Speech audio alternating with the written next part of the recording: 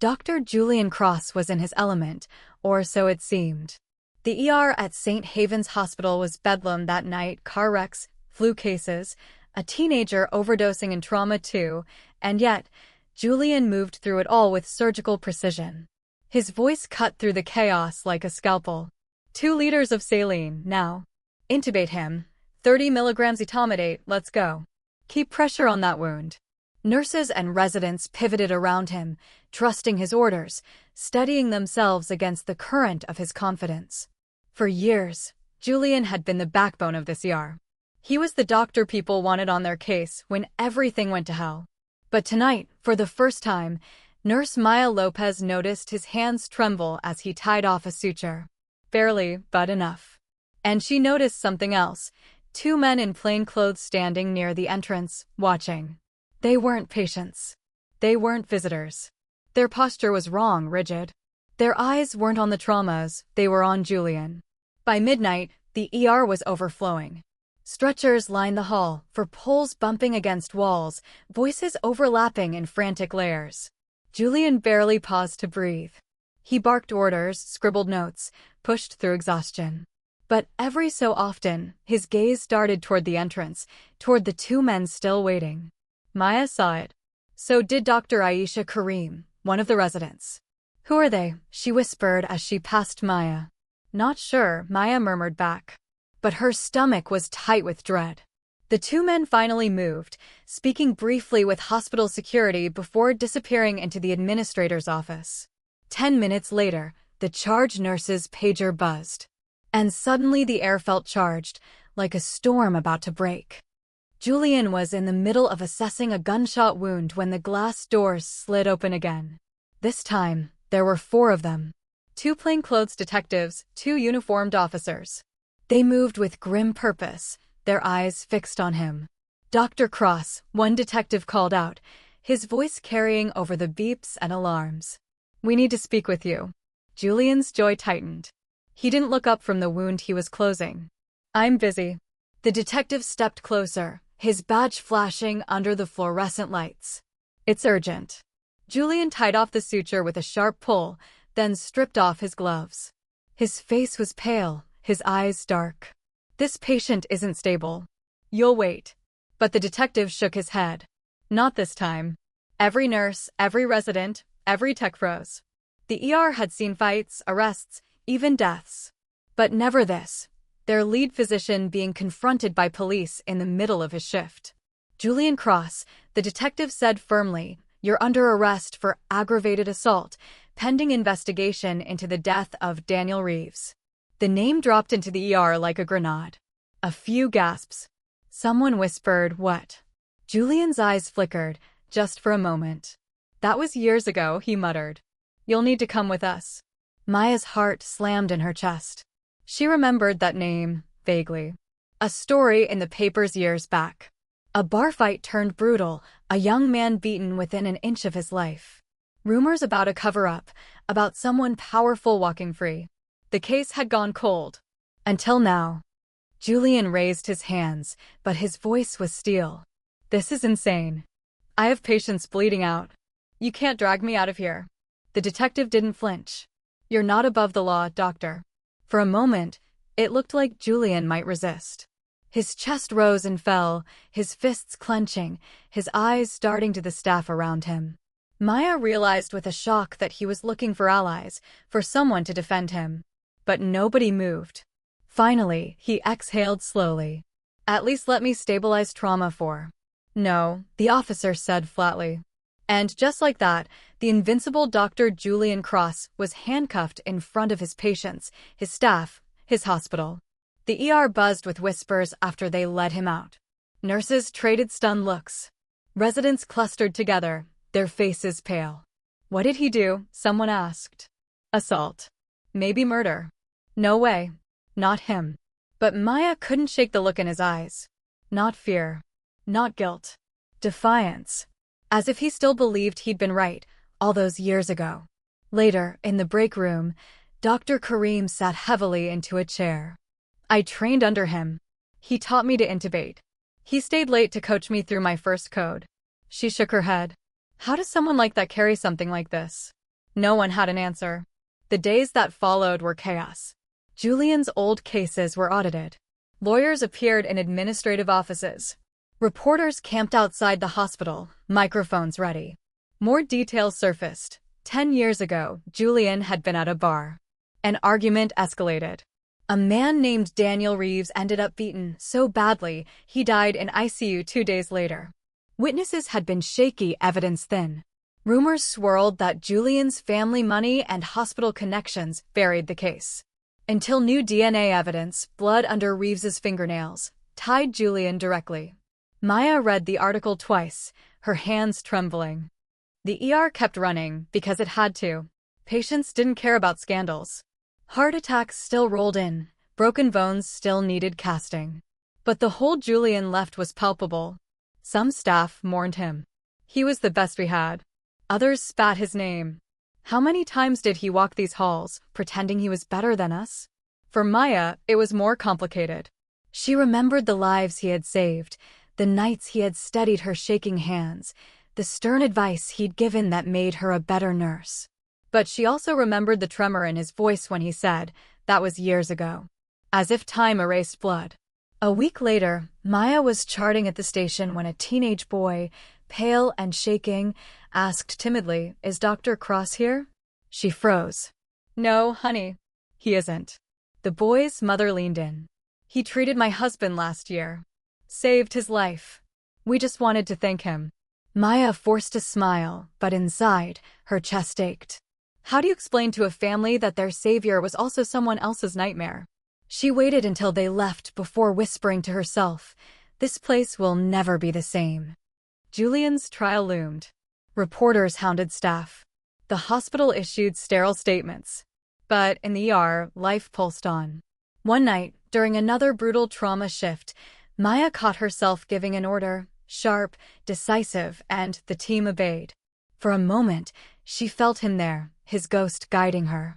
And then she reminded herself, ghosts don't save lives. People do. Flawed, scarred, human people. Julian Cross had been both hero and villain. The ER had seen his best and his worst. And now it had to learn to survive without him. In the end, the lesson etched itself into everyone who had watched him led away in cuffs. No matter how skilled, no matter how admired, no matter how many lives you save, the past will follow you. And sometimes it will walk straight through the ER doors and drag you out into the light.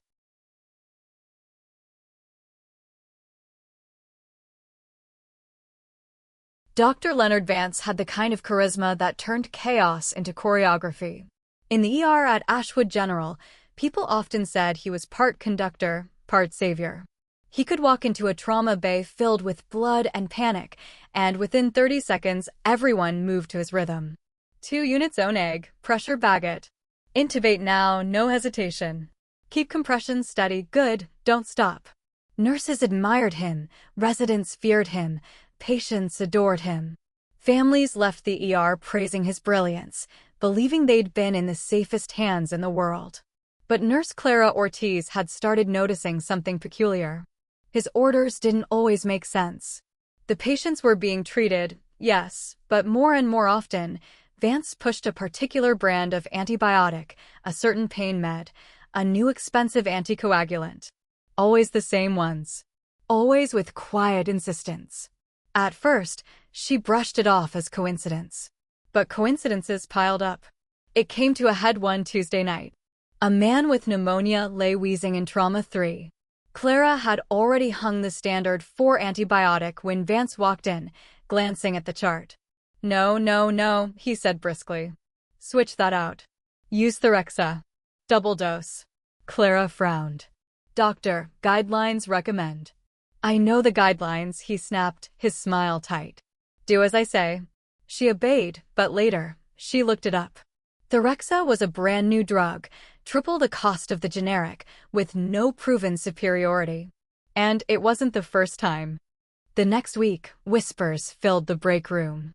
"You notice how often Vance prescribes Therexa?" one resident murmured.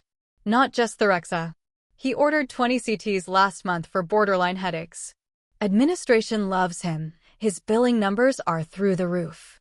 Clara said nothing, but her gut twisted. Something was wrong. And then, one night, it happened. The ER was madness, a multi-vehicle crash, stretchers lined in every hall. Vance was in his element, barking orders, commanding every room. But Clara noticed a group at the entrance, 2 administrators in suits, flanked by security and a woman with a leather briefcase. They weren't here for patients. They walked straight toward Vance.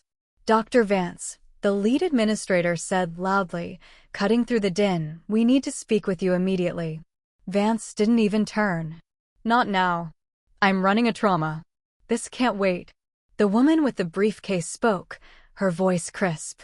"Dr. Leonard Vance, you are under investigation for fraud, falsification of records, and unethical prescribing practices." The words froze the ER. Nurses stopped mid-step. Residents stared wide-eyed. Even patients turned their heads. Clara felt her blood go cold. Vance finally turned, his expression incredulous. "You're out of your mind. People are dying, and you're here with paperwork." The administrator's voice was firm. "We've traced millions in kickbacks from pharmaceutical companies. You've been altering charts, pushing unnecessary meds, running scans to inflate billing. We have evidence. You need to come with us." Vance laughed, sharp, bitter. "Kickbacks? Evidence? You think I did this for money?" He spread his arms wide to the trauma bay, the bleeding patients. "Look around you. I keep this place alive. You want to drag me out now, in the middle of this?" Security stepped forward. "Dr. Vance," the woman said flatly, "you are suspended. Effective immediately." The ER erupted in whispers. Clara's heart hammered. She thought of every time she'd hung those meds, every patient she'd reassured, every order she'd carried out without question. Vance ripped off his gloves, slamming them onto the counter. His composure cracked, fury spilling out. "You think this place will survive without me? You think your precious guidelines save lives? I save lives. Me. And yes, I took their money because I deserved it.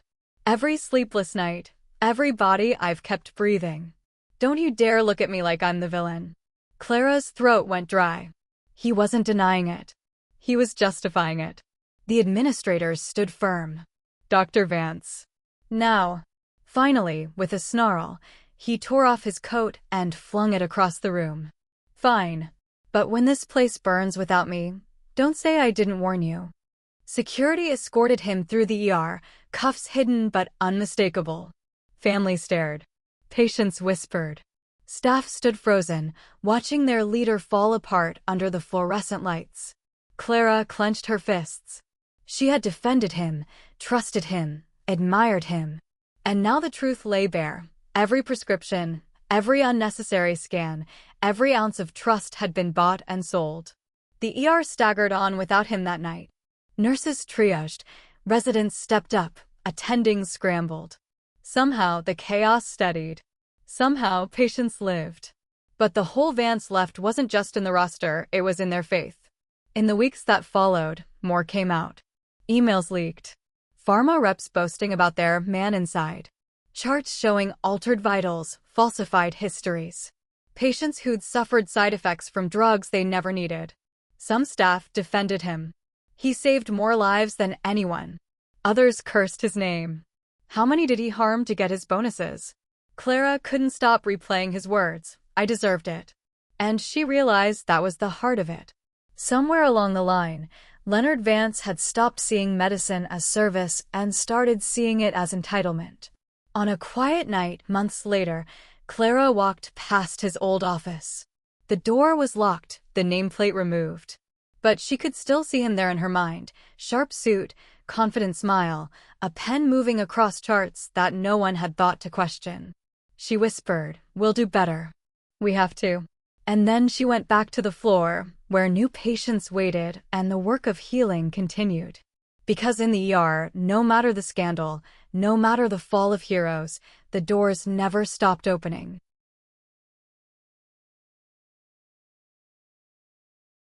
Dr. Matthew Cullen was in the thick of it, shouting over the noise of the ER like a battlefield commander. "Clamp that artery now. Push one of AP, move. Somebody get radiology down here. I want that CT in 5 minutes. Blood sprayed onto his gown. Nurses scrambled. Residents hovered nervously. To anyone walking in cold, it looked like controlled chaos, the kind of scene where Kellen thrived. He had been the backbone of this emergency department for over a decade, a man who looked carved out of the work itself.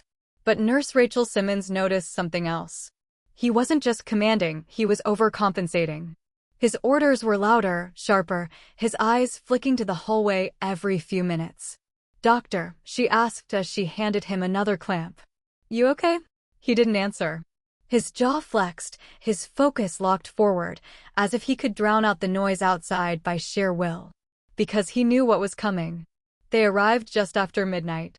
2 men in dark suits, flanked by hospital security, stepped through the automatic doors. They didn't move like visitors. They didn't move like cops either. Their pace was too steady, too deliberate. Rachel noticed first, elbowing another nurse. "Who are they?" "Administration." "No," she whispered, her gut tightening. "Bigger." They stopped at the charge desk, flashing badges. The charge nurse paled, then pointed toward Trauma Bay 2, where Dr. Kellen was leaning over a patient. The men didn't hesitate. Inside Trauma 2, chaos pressed in from every corner. A teenager was bleeding out from a car wreck, the monitors shrieking with every heartbeat. Kellen's gloves were red to the wrists. And then a voice cut through. "Dr. Matthew Kellen." He froze, looked up. The 2 men stood in the doorway, suits dark against the sterile light. Behind them, hospital security hovered. "What the hell is this?" Kellen barked, his hands still on the patient. "I'm working." The taller man stepped forward. "Doctor, we need you to come with us. Now. You're out of your minds. This boy is bleeding out." Rachel's breath caught. She had never seen someone interrupt a trauma like this. The residents stood frozen, eyes darting between their mentor and the men in suits. "Dr. Kellen," the man said again, voice harder now. "You're under investigation for falsification of medical records related to the death of Jason Whitmore." The name fell like a hammer. Rachel's head snapped up. Jason Whitmore. She remembered. 16 years old, came in with abdominal pain months ago. Kellen had waved it off. Appendicitis isn't likely, send him home, give him fluids. Jason had collapsed hours later, ruptured appendix, sepsis. He hadn't made it. There had been whispers. The boy's family had screamed for answers. Charts had gone missing, notes rewritten. It had never sat right with anyone, but the case faded into the noise of the ER. Until now. Kellen's face hardened. That case was settled. New evidence came forward, the man in the suit said. "You altered records to cover your mistake." The room went so quiet that the monitor's beeping felt deafening. Rachel's hands trembled as she pressed on the trauma patient's wound. "Doctor," she whispered, barely audible. "Is it true?" Kellen looked at her, and for the first time she saw panic in his eyes. Not anger, not bluster. Panic. "I saved more kids than you can count," he muttered, too low for the suits to hear. "One mistake. One. And they're going to crucify me for it." "Dr. Kellen," the man said again, voice like iron. "Step away." The boy on the table groaned, blood still pumping from his wound. Rachel's heart twisted. Patients didn't stop dying just because the past came knocking. But Kellen didn't move. His gloved hands stayed on the wound, knuckles white. "If I leave this table, he dies." The taller man glanced at the nurse. "Can you handle it?" Rachel's mouth went dry. She looked at the bleeding boy, then at Kellen, then back at the men. "Yes," she said finally, though her voice shook. "We've got it." Kellen's face crumpled, just for a second. Then his jaw set. He ripped his gloves off, blood spattering the floor. "You don't know what you're doing," he spat. "You don't know what it takes to keep this place alive." "Let's go," the man said. Hospital security stepped forward, and for the first time in her career, Rachel watched as a doctor, their doctor, was physically escorted out of a trauma bay mid-case. The residents stared, stunned. The patient groaned. And Rachel pressed harder on the wound, forcing herself to stay steady as the man who had led them for years was led away like a criminal. The ER didn't stop. It couldn't. The trauma was stabilized, The boys sent upstairs, another patient wheeled in. But the air felt poisoned, the staff moving like ghosts through water. At the charge desk, the whispers started immediately. Did you hear? He changed the charts. The Whitmore kid, it was him all along. I knew it. I knew something was wrong with that case. Rachel didn't speak. Her hands still shook from the weight of the decision she'd made, taking over when he wouldn't step away. Hours later, when the ER finally calmed, she sat alone in the break room. She remembered Kellen's words, one mistake. One. But she knew better. It wasn't the mistake that killed Jason Whitmore. It was the lie that came after. And now the lie had caught up with him. By morning, the story was everywhere. Local news trucks parked outside, headlines blaring, doctor arrested for record tampering in teen's death. Families in the waiting room whispered. Staff walked faster, heads down. Patients asked questions that no one wanted to answer. And in the middle of it all, Rachel washed her hands for the 100th time, the smell of antiseptic thick in her nose. She replayed the look in his eyes when they cuffed him. Not guilt. Not denial. Just the crushing weight of a man who thought he could bury the truth forever. But the ER had seen it all. And this time, it saw him.